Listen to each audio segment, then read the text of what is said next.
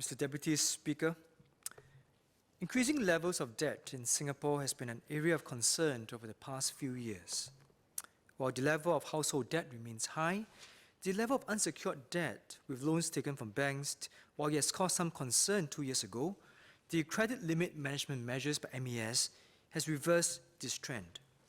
The number of borrowers with outstanding unsecured debt exceeding 18 times their monthly income has declined by 47% to 27,000 borrowers, compared to 2015, where there are 51,000 people in that situation.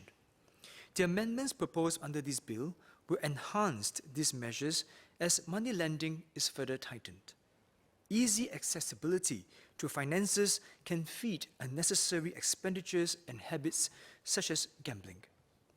The proposed measures will prevent such borrowing from spiraling out of control. Now, it is good that the number of high debtors with banks is decreasing. Yet, we must be cautious that the borrowing has not been channeled elsewhere.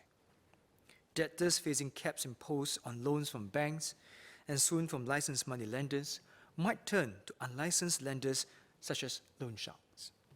This means that the authorities must keep an even closer watch on unlicensed money lenders who resort to creative tactics such as sending WhatsApp messages using overseas numbers to lure borrowers. I'd like to ask how would the Ministry work with MHA and other agencies to establish other ways to enforce against and further limit the access to unlicensed money lenders. Tightly linked to the accessibility of easy loans is their perceived attractiveness. I'd like to ask if any curbs on advertisements by licensed money lenders will be imposed. Even though these money lenders are restricted in terms of the channels they can use to advertise, they often have glitzy websites that do not provide upfront information on the interest rate for loans or the total amount of interest that needs to be paid for the full term of the loan.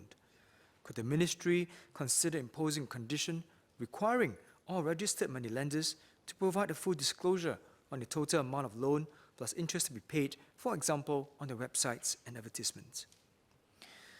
Deputy Speaker, sir, while most money lenders follow the rules, there are some that resorted to unscrupulous means to take advantage of borrowers.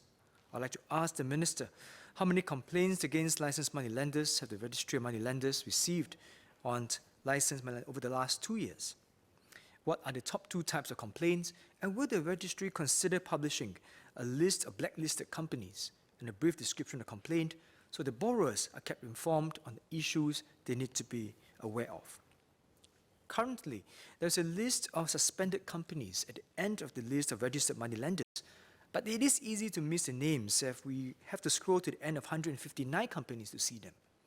Could the registry consider making the list of suspended money lenders more accessible, informative, and prominent? In terms of educating the public, will the Ministry conduct roadshows and other outreach programs to educate the public on the law on money lending and how to differentiate between the legal and illegal money lender, and on the ills of borrowing in general?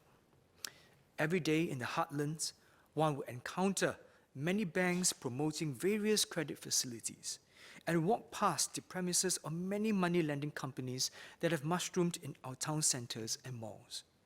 However, it is difficult to find educational posters or information sources on the ills of irresponsible money borrowing.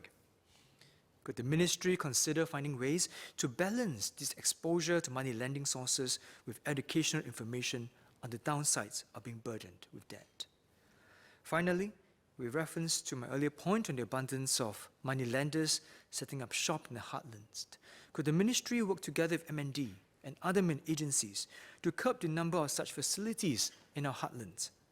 While it is true that a borrower will overcome any physical distance to seek loans and that such access can be attained online, limiting the immediacy of access and physical presence of these companies can reduce the temptation and convenience of borrowing in general.